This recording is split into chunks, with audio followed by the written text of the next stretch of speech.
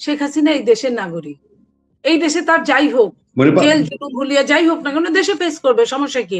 কিছুদিন পাশের দেশে ছিল, পাশের দেশের সঙ্গে একটা ভালো সম্পর্ক ছিল, বা আমিও যদি বিপদে পড়ি আমিও চাইতে পারি আশ্রয়, তো সেইখানে আশ্রয় দিয়েছে, সেইখানে উনি ওনার যেদিন দরকার পড়বে হয় এই সরকার চাইবে দিবে পাশের দেশ, অথবা উনি নিজেই চলে আসবেন, আসুন না, সমস্যা কোথায়? আমি এখানে কোনো সমস্যা দেখছি না। আমি আমার অনেক আলোচনায় আমার একক কন্টেন্টও আমি বলি যে আওয়ামী লীগ ফিরে আসা, শেখ হাসিনা ফিরে আসে, বিএনপির তেমন কিছু মাথা ব্যথা থাকার কথা না, এবং নাই আমরা জানি, কারণ তারাও ফোর্সের দিক থেকে, তৃণমূল সমর্থনের দিক থেকে দুইটা দল কাছাকাছি। কিন্তু আমি জানতে চাইছিলাম যে এই যে ইউনূসের যারা, এই যে যারা মব করেছে, আওয়ামী লীগ নেতাকর্মীর উপর মব করেছে, মেরে ফেলেছে, অহেতুক জেলে দিয়েছে, 32 ভেঙেছে, এদের মধ্যে এখন যেন শেখ হাসিনা ফেরার খবর একটা কি অস্বস্তি ব্যাপার। তো এই যে তৌহিদ হোসেন যখন কথা বলছেন যে আমার দোষ নাই, এটা কি কোনো ভীতি থেকে মনে হতে পারে? হতে পারে, হতে পারে। এখানে একটা জিনিস আমি তো বলি, ওরা যখন আমাকে বর্তমান বিরোধী দল যখন ভয় দেখায়, আপনি জানেন আমাকে নিয়ে কত প্রকার আপনার বট আইডি দিয়ে কত রকমের বুলিং করা হয় সাইবার, যখন দেখায় আমি কিন্তু একটা কথা বলি, ওরা যখন বিএনপি কে ভয় দেখায়, আমি যে বিএনপি তো 17 বছর 18 বছর আওয়ামী লীগের বিরুদ্ধে মাথা তুলে উঁচু করে দাঁড়িয়েছিল, এত জেল জুলুম গুম খুনের পরেও বিএনপি তো সেই দিনও পালায় নাই। এখনো বিএনপির বড় জোর কি হবে? জেল জুলুম হবে, হলো, কিন্তু যারা তোমরা বলতো তোমাদের কি হবে? এই যে ওই যে গানে বলেন না যে আমি কি শুধু হেরেছি তুমিও কি একটু হারনি, এই তুমিও কি একটু হারনির বলায় ওনাদের যে অবস্থা হবে এটা কিন্তু শুধু চোখে দেখা যাবে না, এই এই এই জায়গাটায়। তো ওনারা যে ভয় দেখাক না কেন জুজুগুড়ি, দিন শেষে ওনারা কিন্তু নিজেরাই ভীত, নিজেরাই যে ভীত এটা কিন্তু তাদের কণ্ঠস্বরে, তাদের জবানবন্দিতে কিন্তু এটা বোঝা যায়। নইলে ঠাকুর ঘরে কেড়ে আমি তো কলা খাই না, তা তাদের তো বলার কোনো কথা না আমি এটা জানি না, কারণ এই ধরনের কোশ্চেন তো আসে নাই এখন। তাহলে আপনি জানেন বা জানেন না এটা নিয়ে তো কথা আসবে কেন? একটা সরকার যেভাবে ছিল, ইন্ট্রিম সরকার যেভাবে থাকার কথা ছিল, তারা কি সত্যি সেভাবে ছিল? ছিল না। আজকে যে কথাটা পররাষ্ট্র উপদেষ্টা বললেন, কেন উনি সেই সময়টায় বললেন না? সেই সময়টায় যদি বলতেন তাহলে কিন্তু আমি তার সততাকে স্যালুট করতে পারতাম। সমস্ত সুবিধা নিবেন, সমস্ত কিছু করলেন, দৌড়ঝাঁপ পারলেন, কিছুই ওরকম করতে পারলেন না। মায়ানমারের সাথে যে সমস্যাগুলো মিটাতে পারলেন না, ভারতের সাথে যে সমস্যাগুলো সেটা মিটাতে পারলেন না, অথচ এখন উনি বলছেন যে আমি তো কলা খাই না। এটা তো হতে পারে না। আপনি যে কথাটা বললেন, এর আগে আরো 2 জন উপদেষ্টা বলেছেন, তারা কেউ কিন্তু চাকরি ছাড়ে না। আপনার মনে আছে পুনিয়া ভাই যে বিএনপির 2007-এ যখন উপদেষ্টা দিয়েছিল, একের অধিক উপদেষ্টা কিন্তু পদত্যাগ করেছিলেন সেই দিন, যে কারণে 1-11টা হয়েছিল। তো সেই দিন যদি উপদেষ্টারা পদত্যাগ করতে পারলেন, তাহলে আজকে কেন তারা পারলেন না? তারা সময় মতো পদত্যাগ করলেন না, এখন বলে আমি নাই। ওনারা যেখানে থাকুন বা না থাকুন, যদি এটা নিয়ে যদি কোনো সমস্যা হয়, ওনারা কিন্তু এই তথ্য উপাত্ত থেকে নিজেকে উদ্ধার করতে পারবেন না, নিজেকে সরিয়ে রাখতে পারবেন না। একজন উপদেষ্টা, একজন কূটনৈতিক উপদেষ্টা, উনি জানলেন না, অথচ একটা চুক্তি হয়ে গেল, উনি বললে তো আমি এটা মানতে রাজি না। আর দ্বিতীয় কথা, উনি জানলেন না, পরের দিন কেন উনি ইস্তফা দিলেন না? তো এই জায়গাটায় আমি বলতে চাই যে অতীত থেকে আমাদের কেউই কোনো শিক্ষা নেয় নাই।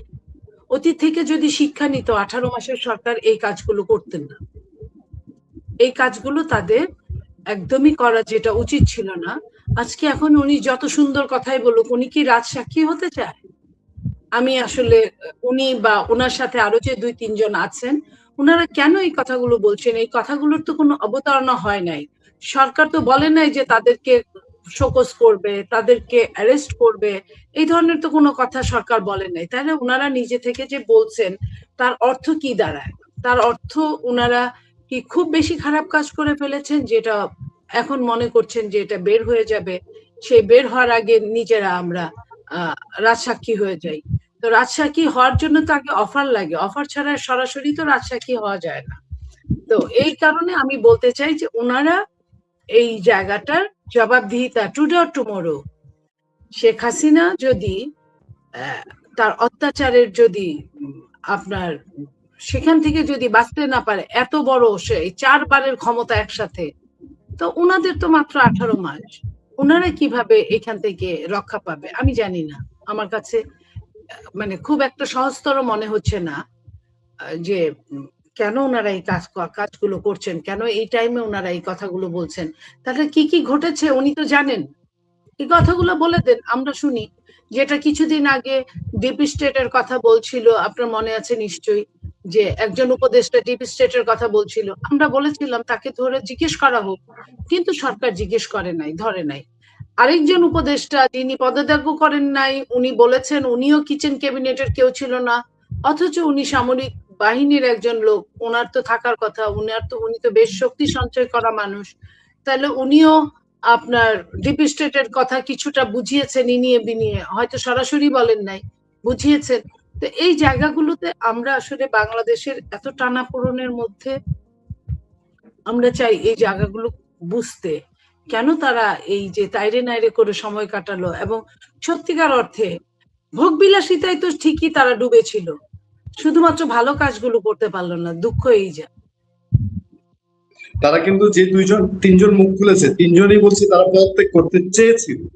আজকেও তো হইতেছে বলছে সে 3বার পদত্যাগ করতে চেয়েছে, ব্রিগেডিয়ার 3বার না 30বার, সেটা তো আমাদের এইটা ফ্যাক্টর না, 3বার না 30বার ওনারা করে নাই। এটাই আমি একজন জনগণের একজন হিসেবে, আমি একজন সাধারণ নাগরিক হিসেবে বলতে পারি, আমরা তো দেখিনি। ওনাকে নিয়ে যখন কথা হলো যে মায়ানমারের ব্যাপারে, করিডোরটার ব্যাপারে যখন কথা হলো, উনি বললেন যে হয়ে গেছে, আপনার মনে আছে উনি বলেছিলেন হয়ে গেছে। তখন প্রতিরক্ষা উপদেষ্টা, আজকে যিনি পররাষ্ট্রমন্ত্রী, উনি বলেছিলেন না এখনো হয়নি, অথচ ঘটনা কিন্তু ঘটে গিয়েছিল। তাহলে তখনও কেন ওনার কথা, উনি কূটনৈতিক উপদেষ্টা, উনি ওনার কথা যখন কাজে লাগলো না, তখনও তো উনি পদত্যাগ করার ওনার অনেকগুলো রাস্তা ছিল, কেন উনি সেটা করেন নাই? ধন্যবাদ মনিফা, আমি আবারও আসবো আপনার কাছে। আমি একটু গৌতমদার কাছে চাই। দাদা, আমাদের মূল আলোচ্য জানতে চাই মার্কো রুবিও, আমেরিকার পররাষ্ট্র মন্ত্রণালয়ের মন্ত্রক, দেখেন সব জায়গারই আগ্রহ আছে, তার সফর সম্পর্কে আমরা খুব বিশেষ কিছু জানতে চাই, যদি ভেতরকার কোনো খবর পাই। আমি একটু ধরিয়ে দিই, বাংলাদেশে মেইনলি আওয়ামী লীগ শিবিরের একটা প্রচার আছে যে মার্কো রুবিও ইন্ডিয়াতে বলেছেন যে বাংলাদেশের রিজিম চেঞ্জ করাটা আমেরিকার ভুল ছিল। তারপরেও এটা যদি নাও হয়, তারপরেও মার্কো রুবিওর ওই ট্যুর আমরা মনে করি যে বাংলাদেশে শুনতে পারে, কারণ এই যে বাংলাদেশে তো এটা ওপেন সিক্রেট এখন যে যা হচ্ছে যা হয়েছে, আমেরিকা খুব ভালোই এখানে ইনভলভমেন্ট আছে। এটা একটু জানতে চাই। এবং পাশাপাশি এই বাংলাদেশ থেকে উঠেছে, আমরা যেটা নিয়ে নীলবাসীর কথা বলছিলাম, যে আওয়ামী লীগ আগামী নির্বাচনে প্রতিদ্বন্দ্বিতা করবে। আপনি সম্প্রতি সাবেক প্রধানমন্ত্রী শেখ হাসিনার একটা ইন্টারভিউ করেছেন, আওয়ামী লীগ আগামীতে নির্বাচন করবে। আমি মনে আপনার কাছে বিষয় নিয়ে যাব, দাদার কাছে জানতে চাই যে এই ধরনের কোনো কোনো নিগোসিয়েশন, কোনো কি আন্ডারস্ট্যান্ডিং এর কোনো বিষয় করছে কিনা, ভেতর ভেতর রাজনীতির কোনো গুরুত্বপূর্ণ কোনো কিছু আছে কিনা। ধন্যবাদ সকলকে, আমার নমস্কার এবং শুভেচ্ছা। কিন্তু প্রথম কথা, আপনি যেগুলো বললেন সেগুলো প্রচারিত হয়েছে বাংলাদেশে, যে মার্কো রুবিওর ভারত সফর নিয়ে। সত্যি কথা বলতে গেলে বাংলাদেশ প্রসঙ্গে কোনো আলোচনা হয়েছিল কিনা, মানে এটা আমার জানা নেই, ফলে আমি এ ব্যাপারে কোনো মন্তব্য করতে পারবো না। এক, দ্বিতীয়ত আমি যেটা বলতে পারি, যেটা হ্যাঁ, একটা কথা যেটা ওরা অফিসিয়ালি বলেছেন, সেটা হচ্ছে আঞ্চলিক বিষয়ে আলোচনা হয়েছে। এখন আঞ্চলিক বিষয়ের মধ্যে বাংলাদেশ কিনা, এই বিষয়টা কেউই, ভারতীয় সাংবাদিকরা যারা যেখানে প্রশ্ন করেছেন, কেউই বাংলাদেশ প্রসঙ্গে প্রশ্ন করেন। এবং আজকে বাংলাদেশের কোনো প্রতিনিধি সাংবাদিক থাকলে তিনি হয়তো করতে পারতেন, কিন্তু তিনিও ছিলেন না, সেরকম কেউ ছিল না। আমি এটাকে কোনো পুষ্টি করছি না এই সংবাদে, যে মার্কো রুবিও এই ধরনের সংবাদ বলেছিলেন যে বাংলাদেশের রেজিম চেঞ্জটা করাটা ভুল হয়েছিল। আমি দেখেছি বেরোচ্ছে, এটা আমার কাছে কোনো তথ্য নেই। হয়তো যাদের কাছে আছে তারা, তাদের কাউকে ধরে যদি আপনি জিজ্ঞেস করেন, সেটা হয়তো একটু ভালো হবে আর কি। আমি এক্ষেত্রে খুব বলতে পারি যে সে অর্থে ততটা মানে সফল সাংবাদিক নই যে এতটা ভেতরের খবর জানতে পারি, যা আমি জানতে পারি, বলতে পারছি, আমি অকপটে স্বীকার করছি। দ্বিতীয় কথা আপনি যেটা বলেছেন যে হ্যাঁ, আমি বললাম ওই আঞ্চলিক বিষয়, এটা আরো দীর্ঘায়িত পরে হয়তো জানা যেতে পারে আঞ্চলিক বিষয় বলতে কি কি আলোচনা হয়। মার্কো রুবিওর ঘটনা আপনি একটা উল্লেখ করেছেন যে তিনি কিন্তু সফরের আগে কলকাতায় এসেছেন এবং কলকাতা থেকে তিনি দিল্লি এসেছেন। এবং এটা ঘটনা যে পশ্চিমবঙ্গে যে পট পরিবর্তন, রাজনৈতিক পটপরিবর্তন করেছে, আমার মনে হয়েছে যে মার্কিন যুক্তরাষ্ট্রের ক্ষেত্রে পশ্চিমবঙ্গ একটা গুরুত্বপূর্ণ জায়গা বলে তারা মনে করছেন স্ট্র্যাটেজিক কারণে। সেখানে বঙ্গোপসাগর আছে, বন্দর আছে, যেখান থেকে আজকে দিল্লির একটি প্রভাবশালী জাতীয় দৈনিকে এই প্রতিবেদনও প্রকাশিত হয়েছে যে আমেরিকা শেষ পর্যন্ত উপলব্ধি করেছে যে ভারত ছাড়া তাদের কিন্তু এই অঞ্চলে অগ্রগতি হওয়া সম্ভব নয়। এবং সেই কারণে সেটা অগ্রগতি হওয়া সম্ভব নয় মানে বাংলাদেশ নয়, অগ্রগতি হওয়া সম্ভব নয়, চীনকে যদি প্রতিহত করতে হয় সেভাবে ভারতের সহযোগিতা প্রয়োজন। এই প্রসঙ্গে মানে বলতে গিয়ে আমি বলে রাখছি একটা জিনিস যে আমি যতদূর শুনেছি এবং এটা কনফার্ম নিউজ, হয়তো ব্রেকিং হতে পারে, তারেক রহমান এই মুহূর্তে কোথাও সফর করছেন না এবং তিনি তার এই মুহূর্তে প্রায়োরিটি অগ্রাধিকার হচ্ছে বাংলাদেশের বাজেট। সেই অধিবেশনে তিনি সেই আর্থিক সুবিধা দিতে চান। এটা আমাদের ভারতীয়দের কাছে খবর এসছে যে প্রচারটা যেটা ছিল যে তিনি চীনে যাচ্ছেন, আগে যাচ্ছেন, কিন্তু এটা আমরা নিশ্চিত হয়েছি যে তিনি কোথাও আপাতত যাচ্ছেন না।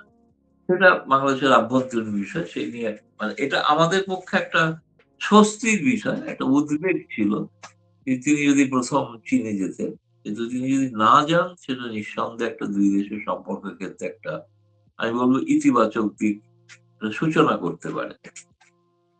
আপনি যে প্রশ্নগুলো করেছিলেন তার মধ্যে হচ্ছে যে একটা প্রশ্ন ছিল যে এই মানে মার্কো রুবিও সফরের সঙ্গে বাংলাদেশ, আমি আগেই বলেছি সে বিষয়ে বিস্তারিত আমি জানি না, ফলে কনফার্ম করতে পারবো না। কিন্তু আপনি যেগুলো অন্যগুলো যেগুলো আপনাকে বললাম সেগুলোর মধ্যে থেকে আপনি যদি আরেকটু রিপিট করেন, আরেকটা প্রশ্ন আমি তো ভুলে গেছি, এতগুলো প্রশ্ন একসাথে করেছি না, তো মনে নেই, ভুলে গেছি। বাংলাদেশে আপনি সাবেক প্রধানমন্ত্রী ইন্টারভিউ করেছেন, ও আচ্ছা, সেক্ষেত্রে হ্যাঁ অনেক কিছু হ্যাঁ আপনি হ্যাঁ। জানেন। সাবেক না, পররাষ্ট্র সেটা আমি সচিব তার সাথে কথা বলেছি এবং এটা সবাই জানে যে তার সঙ্গে আমি ইন্টারভিউ এর প্রশ্ন পাঠিয়েছিলাম। তিনি উত্তর দেওয়ার আগে আমার সঙ্গে টেলিফোনে কথা বলেছেন। তো টেলিফোনে আমি একমাত্র সাংবাদিক যিনি টেলিফোনে কথা বলেছি ভারতীয়। তো তার সেই প্রশ্নগুলোর উত্তরগুলো সম্পর্কে আমি নিশ্চিত হতে চেয়েছিলাম। কিন্তু বর্তমানে যারা বলছেন বাংলাদেশে সেটা বাংলাদেশের আভ্যন্তরীণ বিষয়। এই ব্যাপারে একজন ভারতীয় হিসেবে আমার কমেন্ট করাটা সঠিক নয়। তৌহিদ হাসান কি বলছেন, তখন কি বলেছিলেন, আজ কি বলছেন। আমার মনে হয় এই একটা একটা প্রচার হয়ে গেছে যেকোনো ভাবেই হোক, যেটা প্রায় ভাইরাল হয়ে গিয়েছে যে শেখ হাসিনা ফিরছেন এবং এই ফেরার বিষয়টা তারা প্রত্যেকে আমি দোষী নই এরকম একটা সার্টিফিকেট মানে চাইছেন আর কি, হয়তো বলতে চাইছেন। আমি জানি না যে তারা তাদেরকে কেউ দোষারোপ করেছে এরকম কিছু জানা নেই, কিন্তু পরে তালি বলতে চাইছেন এগুলো আমি করতে চাইনি, জোর করে করানো হয়েছে, তখন আমি জানতাম না। তো কেন বলছেন এগুলো? বলছেন কারণ একটা ধারণা হয়েছে যে শেখ হাসিনা হয়তো ফিরতে পারেন। কিভাবে ফিরবেন আমি কিন্তু জানি না, মানে আমি কোনো ঘোষণাও করতে পারবো না যে অমুক ভাবে তিনি ফিরবেন। আমি একটা কথা আপনারই চ্যানেলে বলেছিলাম যে তারেক রহমান যেদিন বিদেশ যাবেন সেদিন শেখ হাসিনা আসবেন। বোধহয় বলেছিলাম, কিন্তু এখন শুনলাম তারেক রহমান যাচ্ছেন না। ফলে শেখ হাসিনার সফর ধরে নেওয়া যেতে পারে ডেফার্ড হচ্ছে, পিছিয়ে যাবে। তো উনি যেদিন যাবেন তখন শেখ হাসিনা যাবেন এরকম একটা ঠিক ছিল আগে থেকে, কিন্তু এখন সেটা ঠিক নেই, এখন সেটা বলা যাচ্ছে না। বলতো আমিও জানি না, আমি পরে এরপরে উনি আমাকে বলেছেন সাক্ষাৎ করে সাক্ষাৎকার দেবেন, সেদিন সরাসরি জিজ্ঞেস করবো আর কি এই বিষয়টা, সেটা জানি খুব তাড়াতাড়ি যেন নিশ্চয়ই নয়। ফলে আপনি যে কথাগুলো উল্লেখ করেছেন অন্য বর্তমান বাংলাদেশের সাবেক কিছু কর্মকর্তা, অনেকে হয়তো যেকোনো কারণেই হোক হয়তো হতে পারে যে পিঠ বাঁচাতে চাইছেন, সেটা আমি জানি না, বলতে পারবো না। ফলে এটা আমার কমেন্ট করাটা অনুচিত আর কি, অনুচিত যে বাংলাদেশের আভ্যন্তরীণ বিষয় যেটা বিএনপি একটা নির্বাচিত সরকার, আমি পছন্দ করি না করি মানুষের ভোটে তারা নির্বাচিত হয়েছে। সেই নির্বাচন নিয়ে প্রশ্ন, শেখ হাসিনার নির্বাচন নিয়েও প্রশ্ন ছিল, এই নির্বাচন নিয়েও প্রশ্ন আছে, ইনক্লুসিভ নয় বলে আমরা মনে করি। কিন্তু তা সত্ত্বেও নির্বাচিত সরকার, সেই নির্বাচিত সরকারের সঙ্গে অতীতেও যেরকম ভারত কাজ করেছে এখনো কাজ করবে বর্তমান সরকারের সঙ্গে। এবং নিশ্চয়ই আপনারা দেখেছেন প্রণয় ভার্মা যেভাবে গতকাল তিনি তার বিদায় সম্বর্ধনার সময় তিনি প্রধানমন্ত্রী তারেক রহমানের সঙ্গে সাক্ষাৎ করেছেন, খুব চমৎকার তাদের মধ্যে বৈঠক হয়েছে আমি শুনেছি।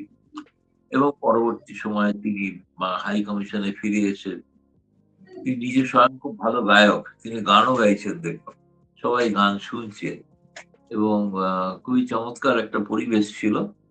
ফলে আমার মানে নতুন যিনি হাই কমিশনার যাবেন তিনি এইখান থেকে বাকি সম্পর্কটা আগে নিয়ে যাওয়ার একটা চেষ্টা করবেন। আপনার অন্য কোনো প্রশ্ন থাকলে আমি বলতে পারি। জি, আমি আসবো দাদা আপনার কাছে।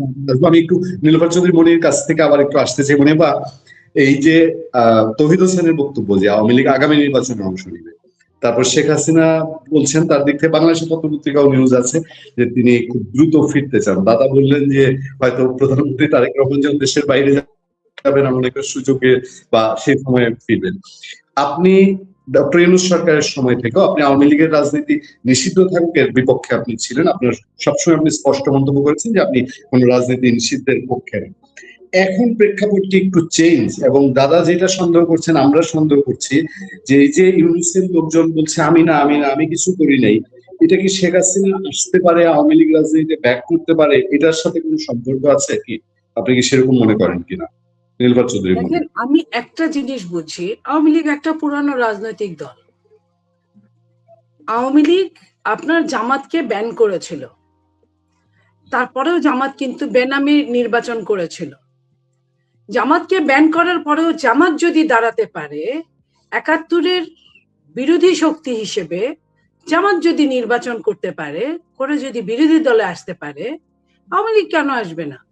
আমি বরং আওয়ামী লীগকে জামাত এখানে বেশি নাম্বার দিয়ে দিল তার বিপক্ষে কাজ করতে গিয়ে, এটা এক ধরনের পক্ষে করে ফেললো। যতবার ৩২ নাম্বারটাকে ভাঙা হয়েছে, একটা ৩২ নাম্বারে কি এমন ছিল তেমন, হ্যাঁ আপনার একজন মৃত ব্যক্তির বাংলাদেশে যার অবদান আছে তার আপনার অনেক জিনিস স্মৃতিচারণার ছিল যেটার দাম টাকায় মূল্যায়ন করা হয় না, যায় না। যদি এটা ছাড়া আমি যদি বলি এই কয়েকটা ইট কাঠের ঘর বাড়ি, এটা বানাতে ২-৪-৫ কোটি টাকা হলেই হয়ে যায়। তারপরেও সেটার উপর যেভাবে তারা বুলডেজার চালিয়েছে, এটাকে আমি বলবো আওয়ামী লীগকে তারা আরো ব্র্যান্ডিং করেছে। এই কারণে আপনি দেখেন আমাদের সাথে ২৬-এ নির্বাচন করেছে জাতীয় পার্টি, একটা আসনও পায় নাই। আপনিও জানেন, আমিও জানি, দাদাও জানেন। তো যদি আওয়ামী লীগ নির্বাচন করত, হয়তো আওয়ামী লীগের এমন হতো, অথবা হতো না, অথবা আরো কিছু সিট পেত, অথবা বিরোধী দলে যেত। তা এইটা নিয়ে আমি তো মনে করি না যে আওয়ামী লীগ রাজনীতি করতে পারবে না। হতে পারে কয়েকদিনের, কিছুদিনের জন্য স্থগিত। আপনি একটা জিনিস বলেন তো, শেখ হাসিনাকে তো কেউ বিদেশ পাঠিয়ে দেয় নাই জবরদস্তি করে। উনি ওনার জীবনের তাগিদে, হতে পারে যে বাংলাদেশের সেনাবাহিনী কোনো রক্তক্ষয়ী সংঘর্ষ চায়নি বলে উনাকে পাশের দেশে দিয়েছে, ভারতে, ঠিক আছে? তো এখন কথা হলো উনি আসাতে তো কোনো দোষ নাই, উনি আসুন। ওনার যদি মামলা থেকে থাকে, দেশনেত্রী বেগম খালেদা জিয়া যেভাবে মামলার বিরুদ্ধে লড়েছেন, একটা সময় জেলেও গিয়েছেন। রাজনীতি যারা করে তাদের জন্য জেল জুলুম কোনো ব্যাপার না, তারা মেনে নিয়েই কিন্তু, অন্তত এই উপমহাদেশে এটা মেনে নিয়েই কিন্তু জেল জুলুম, কে জেলে যায় নাই? ইন্দিরা গান্ধী জেলে যান নাই, জিন্নাহ সাহেব জেলে যান নাই, শেখ মুজিবুর রহমান সাহেব জেলে যান নাই, তো খালেদা জিয়া জেলে যান নাই, শেখ হাসিনা জেলে যান নাই, এ তো নতুন কিছু না। তো এখন কথা হলো যে তাদের তো কেউ বাধা দেয় নাই, বরং ইউনূস সরকার বারবার ভারতকে বলছিল আমাদের আসামিকে ফেরত দিন বা ইত্যাদি। শেখ হাসিনা আসবেন, আসুন, আমরা তো কেউ তাকে নিষেধ করা হয় নাই। সেটার জন্য বাংলাদেশের মাননীয় প্রধানমন্ত্রী থাকুন বা বিদেশ থাকুন বা দেশে থাকুন, এতে কিছু আসে যায় না। আমি এই জায়গাটা এটা মনে করি, নাম্বার 1।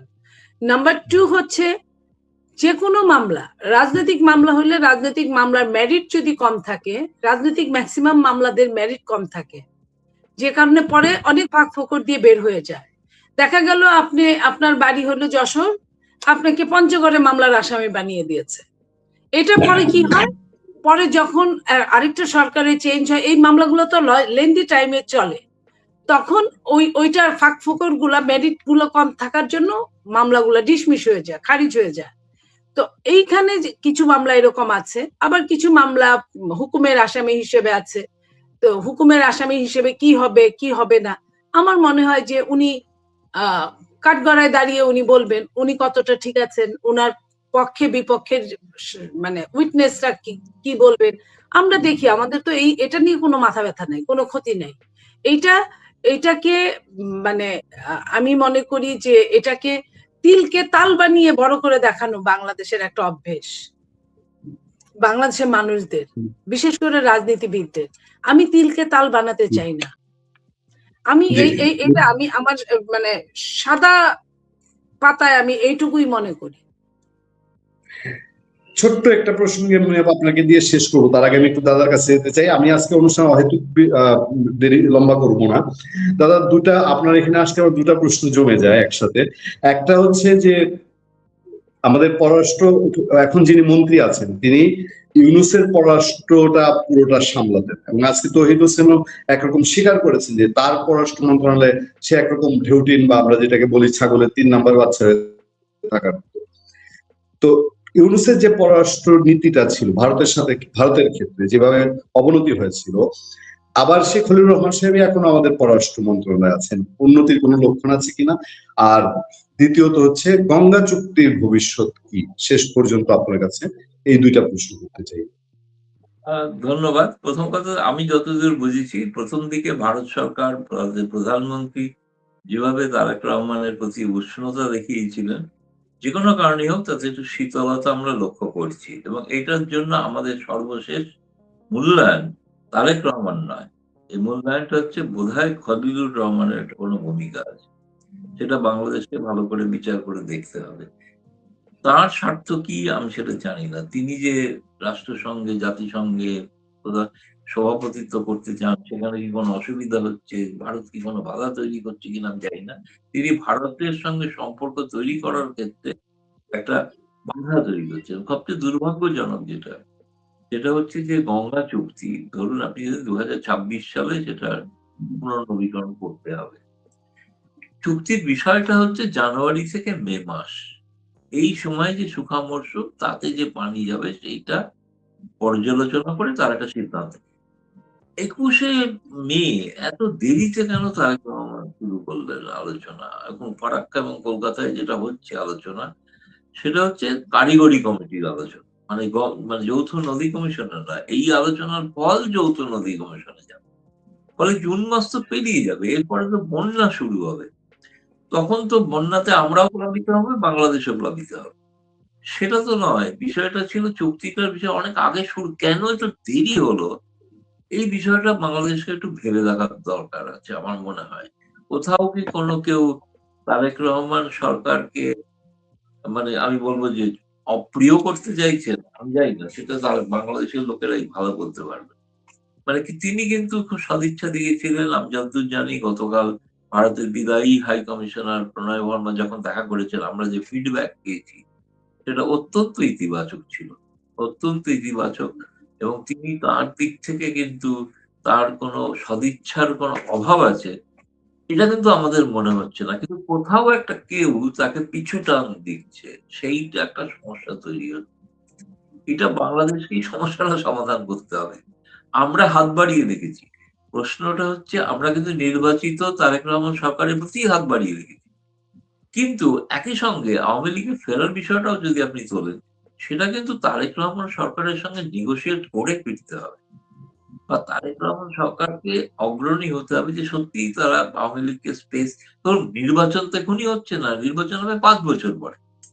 তো 5 বছর পরে কি হবে তখন সেটা আওয়ামী লীগ ঠিক করুক, সেই আলোচনাটা কিন্তু এটা তারেক রহমানের বিএনপি এবং আওয়ামী লীগের মধ্যে হওয়া উচিত বলে আমার মনে হয়।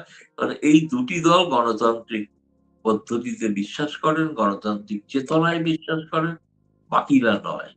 ফলে এরা যদি এক থাকেন, এক হয়, তাহলে বাংলাদেশের স্বর্ণোজ্জ্বল সম্ভাবনা আমি উড়িয়ে দিই না। এইটাকে মেনে নিতে হবে যে কোনো সময় বিএনপি ক্ষমতায় থাকবে, কোনো সময় আওয়ামী লীগ ক্ষমতায় থাকবে, অন্য কেউ নয়। কিন্তু বিএনপি ক্ষমতায় আছেন সেটাও আওয়ামী লীগকে এখন বাস্তবতা মেনে নিতে হবে। এটা আমি একজন ভারতীয় হিসেবে মনে করি। আমি বাংলাদেশের বিষয়ে অভ্যন্তরীণ বিষয়ে হস্তক্ষেপ করতে রাজি নয়, মনে হবে হস্তক্ষেপ করতে বারবার এই অভিযোগ আছে যে ভারত হস্তক্ষেপ ইত্যাদি ইত্যাদি বলে, এমন করো আমার কথায় যেন না হয় আমি হস্তক্ষেপ করছি না। বাংলাদেশ ভালো থাকলে আমরা ভারতীয়রা ভালো থাকবো, এটা বিশ্বাস করি। কবে আমরা ইলিশ খাবো, কবে জামদানি করবো, এই নিয়ে আমরা উদগিরি। মানে বাংলাদেশের সঙ্গে ভারতের সম্পর্ক যদি ভালো না হয়, তাহলে কবে আমরা শুটকি খাবো, কবে আমরা ইলিশ খাবো, কবে আমরা জামদানি পড়াবো আমাদের বউদের, সেই ব্যাপারের দিকে তাকিয়ে আছি। থ্যাংক ইউ দাদা, থ্যাংক ইউ ভেরি মাচ। নীরব, আমি ছোট্ট করে শুধু মানুষের কমপ্লেন, দর্শকের কমপ্লেন, আমাদেরও জানার বক্তব্য। ইউনূস সরকার হাম নিয়ে কি করেছে জানেন? হামের এই নিয়ে ইউনূস সরকারের নামটা যেন আপনাদের নিতে কষ্ট হয়। ইউনূস সরকারের অপকর্মের বিরুদ্ধে মামলা করতে গেলে সেই মামলা গ্রহণ হচ্ছে না, বাদী হয়রানির শিকার হচ্ছে। উচ্চ আদালতে মামলা করলে আপনাদের অ্যাটর্নি জেনারেল সেখানে বিরোধিতা করছেন। তারপর ইউনূস সরকারের কোনো বিষয়ে তাদের যে উপদেষ্টা কয়েকজন, আপনি নিজে বলেছেন অনেক, আসিফ মাহমুদ সজীব ভুঁইয়ার অপকর্ম, তার দুর্নীতি, অনিয়ম, মাহফুজ আলমের, নাহিদ ইসলামের, এখনো আপনাদের সঙ্গে যারা আছেন তারা স্পষ্ট বলে, কিন্তু কার্যত তাদের বিরুদ্ধে কেন কোনো ব্যবস্থা নেওয়া হয় না? দর্শকদেরও প্রশ্ন, আমি একটু জানতে চাই। আপনি সর্বশেষ এত কঠিন একটা প্রশ্ন করলেন, এই প্রশ্নটা আমাকে না করে দাদাকে করলে ভালো করতেন, কারণ ওনার কাছে এটা সম্পূর্ণ মানে উত্তরটা আছে। এই কারণে ওই যে আমরা লজিকে একটা জিনিস পড়তাম যে আমি টেবিলের উপর, টেবিল মাটির উপর, সুতরাং আমি মাটির উপর। ঠিক তেমনি ভারত এই অর্থটা, এটার উত্তরটা দিতে পারবে, কারণ আমি গরিবের সুন্দরী কন্যা, আমার সব ব্যাপারেই সমস্যা, আমাকে ভীষণ কৌশল করে বাঁচতে হয়। আমি যেমন আমার প্রতিবেশীর সঙ্গে আমি সম্পর্ক নষ্ট করতে পারি না, এই কারণে যে আমি বিশ্বাস করি পৃথিবীতে বাবা মা এবং প্রতিবেশী কখনো চেঞ্জ করা যায় না। সো একটা বড় প্রতিবেশী যে কিনা আমার দেশের 3 সাইডে আছে, আমি তাকে চাইলেই চেঞ্জ করতে পারবো না। আমি কি করব, আমি তাকে তার যোগ্যতা অনুযায়ী তার সম্মানটা দিব। আমিও চাইবো যে সেও যেন আমাকে স্নেহ করে। কিন্তু যখন আমরা দেখি যে প্রায় 50-55 বছর হয় আমরা আমাদের পানির হিস্সা পাই না, তখন আমরা কি করি, আমাদেরও তো টলানোর জন্য, আমাদেরও খুঁচানোর জন্য কিছু দেশ থাকে। সেই দেশটা যখন আমাদের বলে তোমাকে আমি এই দিব, ওই দিব, ওই দিব, ওই দিব, আমি যখন মরুভূমি হয়ে গেছি তখন তো আমি অন্যদিকে তাকাতে পারি। এই তাকানোটা আমাদের দাদারা যদি আমাদের দিকে দৃষ্টি দিত, আমাদের কিন্তু অন্যখানে তাকানোর কোনো প্রয়োজন পড়তো না। আমি এই কথাটা বলতে চাই। এটার পাশাপাশি আপনি যে কথাটা বললেন কেন পারি না, আমি যেটা বললাম যে দাদা ভালো উত্তর দিতে পারে, সেটা ওই জায়গাতেই প্রশ্নের উত্তরটা নিহিত আছে। কেন আমরা সবকিছু চাইলেই বলতে পারি না? কেন বলতে পারি না? এই বলতে না পারার বেদনাটা যে কত কষ্টের, কত অসহনীয়, এটা বোঝানোর ক্ষমতা আমাদের নাই। আমি যদি আগে মনে করতাম, জানতাম রাজনীতি এত এত কঠিন জিনিস, আমি আর যাই করি না ভাই, আমি রাজনীতির ত্রিসীমানায় আসতাম না। আমি 2 বারের এমপি, তারপরেও আমি এই কথা বললাম, আমি রাজনীতির ত্রিসীমানায় আসতাম না। আমি কোনো কেরানির চাকরি করতাম, মাস গেলে একটা বেতন পাইতাম, এই নিয়ে আমি আমার ছোট স্বপ্নের মধ্যে থাকতাম। আমি যেটা পারবো না, এখন আমি দেখি যে আমি অনেক কিছু চাইলেও আমি পারি না। আমার অনেক কিছুতে সুন্দর সম্পর্ক থাকলে, লাইক আমি যেমন শহীদ প্রেসিডেন্ট জিয়াউর রহমান থেকে আমি যদি শুরু করি, উনি বলেছিলেন বিদেশে আমাদের বন্ধু আছে, সমস্ত বিশ্বের সাথে আমাদের বন্ধুত্বের সম্পর্ক। আমরা তো সেই বন্ধুত্বের মর্যাদা দিতে চাই, আমরা তো সেই 71-এর কথা আমরা ভুলতে চাই না, আমরা মর্যাদা দিতে চাই। কিন্তু আমরা যখন নিজেরা উষ্টাগত হই, তখন যখন আমার প্রতিবেশী যখন একটা শব্দ করে না, তখন কিন্তু আমি আরো ডাবল কষ্ট পাই। আমি তো চাই আমার প্রতিবেশী আমাকে দিয়ে, আমার জিনিসটা আমাকে দিয়ে তারপরে সে নিবে। আমি তো ছোট, তার চেয়ে আমি ছোট। আমি একসময় তার সাথে ছিলাম, তার দেশে ছিলাম, একসময় অভিন্ন ছিলাম, তারপরে ভিন্ন হলেও তো একটা সম্পর্ক থাকে। ভাইয়ে ভাইয়ে বড় হলে হাড়ি পাতিল ভাগ হয়, কিন্তু তাতে কি হাড়ি পাতিল ভাগ হওয়া মানে কি রক্তের সম্পর্কে ভাগ হয়? হয় না। তো সেই জায়গায় আমি আমার যে জায়গাটা একটা সময় ছিল, সেই জায়গার কাছে আমার অনেক আবদার আছে, আবেদন আছে, নিবেদন আছে, বাট আমি তো সেটা শোনাতে পারি না। এই যে আমার ব্যর্থতার গ্লানি নিয়ে আমাকে বয়ে বেড়াতে হয়, এই প্রশ্নের উত্তর আমি যতদিন না পাবো, আমি আপনার ওই কঠিন প্রশ্নের উত্তরও ঠিক ততদিন পাবো না। যে প্রশ্নটা আপনি আমাকে করেছেন, ওই প্রশ্নের উত্তর আপনিও জানেন, আমিও জানি, বাট যে কারণে আপনি বলতে পারেন না। আমি অনেক কিছুই বলতে পারি, কারণ আমি ভয় পাই কম, আমি বলতে পারি। কিন্তু আমি এখন যেহেতু গৌতম লাহিড়ী দাদা আছে, আমি এটার উত্তর দিব না, কারণ উনি খুব ভালো জানে এই প্রশ্নের উত্তরটা। ধন্যবাদ।